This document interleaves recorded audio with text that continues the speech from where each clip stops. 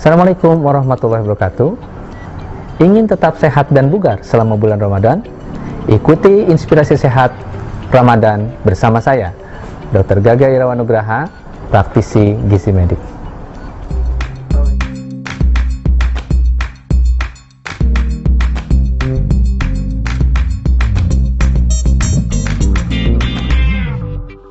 Sebetulnya selama saum di bulan Ramadan, tidak bisa dihindari bahwa kita akan mengalami defisit energi. Defisit energi itu artinya memang energi yang dikonsumsi akan lebih sedikit dari yang diperlukan.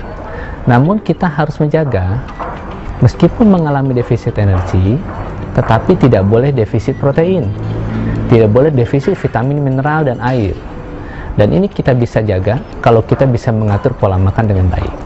Pola makan selama saum di bulan Ramadan yang saya anjurkan adalah, yang pertama, ketika berbuka, sangat dianjurkan untuk memulai dengan buah-buahan yang berair banyak. Rasulullah dalam hadis menyebutkan bahwa beliau berbuka atau membatalkan puasa dengan rutob. Kalau tidak ada rutob, dengan tamar. Kalau tidak ada tamar, baru dengan segelas air. Yang Rasulullah sebutkan pertama itu adalah rutob. Rutob itu adalah kurma yang matang di pohon. Sedangkan tamar adalah kurma yang hitam-hitam, yang sudah menjadi manisan dan mengalami proses fermentasi. Oleh sebab itu, karena kita sulit mendapatkan rutob, maka saya menganjurkan berbukalah dengan menggunakan buah-buahan yang manis yang berair banyak. Setelah itu, jangan langsung makan berat. Sholat dulu. Kalau minum tidak saya sebutkan, tentu kita harus minum, ya. Sholat maghrib dulu, dan setelah sholat maghrib dilanjutkan baru dengan makan berat. Makan berat yang baik adalah makanan yang mengandung 4 sehat. Yang saya sebut 4 sehat. 4 sehat itu adalah sumber karbohidrat, terutama nasi. Yang kedua harus ada protein hewani yang berasal dari hewan, daging, ikan, ayam, atau telur. Yang ketiga protein nabati, yang dari kacang-kacangan atau produknya, tahu atau tempe misalkan. Dan keempat sayuran. Nah, bagaimana makan setelah itu? Tergantung. Kalau misalkan kita merasa berat badan kita berlebih dan kita mengalami kelainan metabolik, misalkan trigliserida tinggi, kolesterol tinggi, sebaiknya setelah makan besar, setelah makan 4 sehat itu, kita menghentikan mengkonsumsi apapun. Namun bagi anak yang tumbuh atau yang status gizinya masih ideal, masih baik, sebaiknya dilanjutkan dengan mengkonsumsi apapun, baik sebelum tarawih ataupun setelah tarawih. Dan sangat dianjurkan mengkonsumsi makanan atau camilan yang lebih banyak untuk orang-orang yang anak yang masih tumbuh itu setelah tarawih. Sahur, Rasulullah menyebutkan bahwa di makan sahur itu ada berkah. Jadi memang seharusnya kita memaksakan diri untuk makan sahur.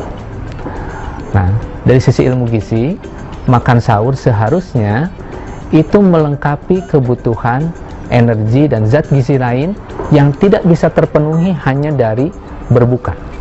Jadi makan sahur itu sangat dianjurkan sekali. Mungkin begitu kita bangun, kita makan minum segelas air atau sedikit saja, asal kerongkongan basah. Setelah itu kemudian makan 4 sehat seperti yang tadi. Cara masak terserah. Ada nasi atau juga yang lain penggantinya. Ada protein hewani, protein nabati, dan sayuran. Setelah mengkonsumsi 4 sehat, lanjutkan dengan mengkonsumsi buah-buahan. Buah-buahan yang manis berair banyak. Dan setelah itu mengkonsumsi 1 gelas susu.